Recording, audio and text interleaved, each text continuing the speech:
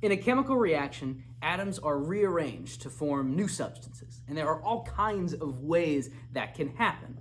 However, there are 5 main types of chemical reactions that we can study that help us to predict how we move from the previous substances, what we call the reactants, and change them into something new, which we call the products. In such changes, we keep all of the same atoms that we started with. It's just a matter of rearranging them into something that acts a little bit differently.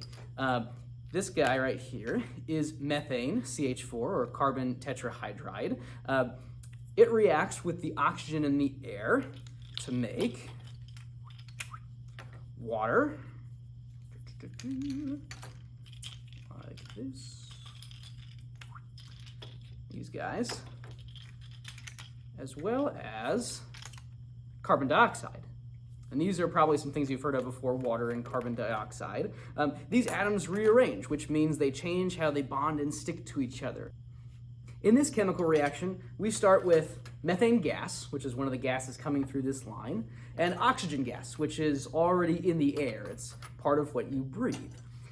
If I give them a little bit of a spark, a little bit of energy to get going, then the gases combine and react, which just means that their atoms rearrange how they stick to each other.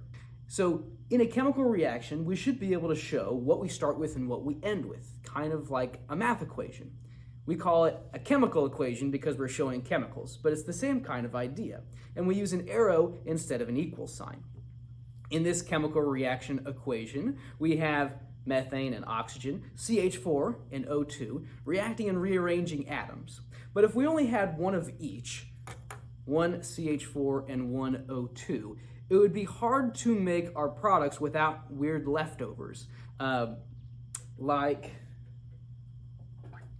this carbon dioxide is one of the things we should be making. Okay? And we also should be able to make water molecules. That's another product of this reaction. Something's not right there. We end up with more mass over here than what we started with, which kind of breaks this idea that we should have mass being conserved. You might be able to notice that we have a couple more oxygens on the product side than we started with on the reactant side. So in order for this to work, I would probably need more oxygen than I'm showing here.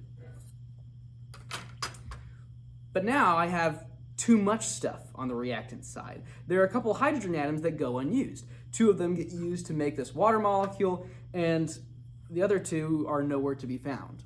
In a chemical reaction equation, everything gets used, which means we might not just have one of this and one of that, and we make one of these and one of those. Instead, we might have one of these and 2 of these, making one of these and 2 of these. To show what happens in a chemical reaction equation, the way that keeps mass conserved, we balance an equation, which just means we put numbers in front of each chemical formula to say how many times that has to show up in the reaction to make sure that all of our atoms are accounted for, nothing gets lost, and nothing shows up as extra. We're going to look at the 5 main types of reactions and how we balance equations for reactions of those types.